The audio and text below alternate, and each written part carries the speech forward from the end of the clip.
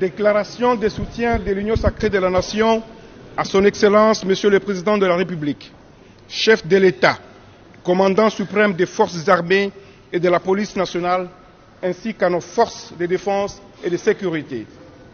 Nous, regroupements et partis politiques, groupes parlementaires de l'Assemblée nationale et groupes politiques du Sénat, associations et personnalités, membres de l'Union sacrée de la Nation, réunis ce lundi 31 octobre 2022 pour évaluer la situation sécuritaire de notre pays, précisément dans sa partie orientale.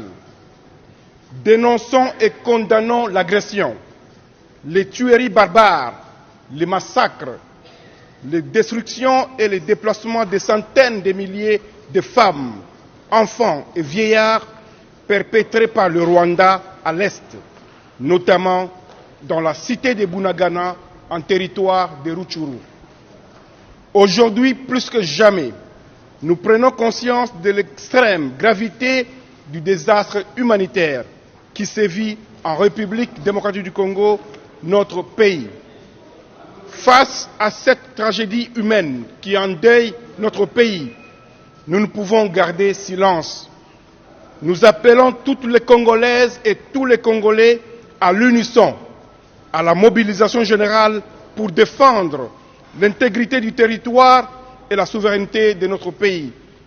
Ces institutions légalement établies et notre peuple meurtri en danger d'extermination. La persistance des atrocités que fait subir le Rwanda et ses complices à nos populations, en violation flagrante des principes fondamentaux du droit international affirmé par la Charte de l'ONU et l'acte constitutif de l'Union africaine sous le regard indifférent de la communauté internationale est intolérable. Aussi, en appelons-nous au patriotisme de chaque Congolaise et Congolais pour les combattre par tous les moyens et soutenir les efforts du Président de la République, chef de l'État, commandant suprême des forces armées et de la police nationale, son Excellence Félix Antoine Tshisekedi Tshilombo, et le gouvernement de la République afin que la paix et la sécurité soient rétablies dans cette partie du territoire de notre pays. C'est ici l'occasion pour nous d'apporter notre soutien inconditionnel à nos forces armées et à la police nationale engagées actuellement au front pour la paix, la sécurité et la défense de l'intégrité territoriale de la République démocratique du Congo.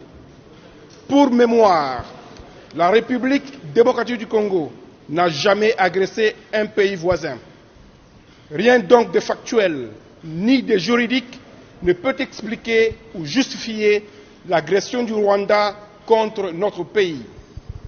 Nous exigeons du Rwanda le retrait immédiat et sans condition de ses troupes actuellement dans notre pays. Nous invitons les partenaires de la République démocratique du Congo à appuyer nos efforts pour éradiquer les groupes armés terroristes étrangers et locaux qui sèment la terreur et la désolation sur notre territoire. De même, nous demandons aux Nations Unies de trouver des lieux d'asile alternatifs aux étrangers accueillis et de bonne foi par la République démocratique du Congo sur notre territoire et qui, par la suite, se sont transformés en bourreaux contre son peuple. Peuple congolais, face à l'irrépressible volonté du Rwanda d'entretenir l'instabilité à l'est de notre pays, pour des raisons hégémoniques, notre détermination reste totale et nous vaincrons. C'est donc avec notre appui sincère et notre loyal accompagnement que le Président de la République, chef de l'État, son Excellence Félix Antoine Tshisekedi Tshilombo, viendra à bout de cette agression. Que vive la République démocratique du Congo, fait à Kinshasa le 31 octobre 2022. Nous vous remercions.